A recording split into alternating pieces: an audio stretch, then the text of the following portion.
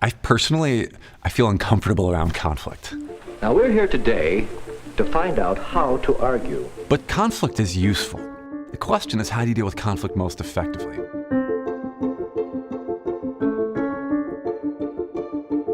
Here we go. I am author of Negotiating the Non-Negotiable: How to Resolve Your Most Emotionally Charged Conflicts. Have you found yourself in an argument that felt so frustrating, so at a core aggravating? That's the silliest opinion I've ever heard. It felt just non-negotiable. Well, congratulations, you're a human being. We all experience conflict in our lives. And seeing what's going on in our world today, my hunch is you were probably having at least one of these conflicts about politics. Our country has fallen into what I believe is a tribal trap.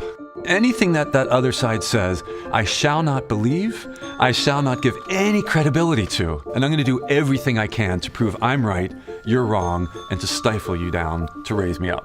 The problem is not with the what. What are we arguing about? The problem was with the how. How should we argue? How can we be more effective? And what I've found is that there are three big barriers that we can actually overcome to have more effective conversations. The big things: 1, identity; 2, appreciation; and 3, affiliation. Let's start with identity.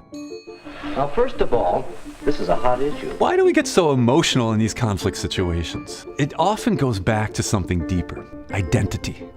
What are the core values, the core beliefs that are feeling threatened inside of you as you're having that conversation with the other side? The moment your identity gets hooked in these conflicts, all of a sudden your emotions become 100 times more powerful. Boy, this is a wholly different conflict now. It's now your pride.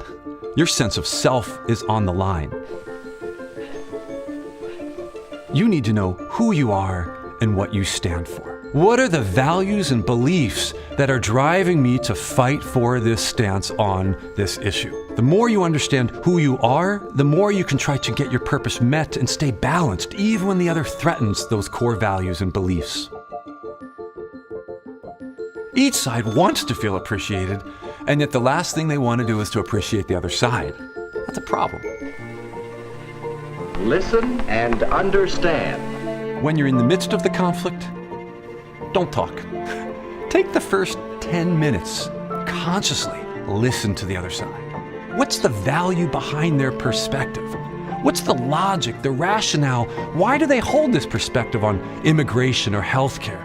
Once you truly understand and see the value in their perspective, let them know, I hear where you're coming from. And you know what? That makes sense.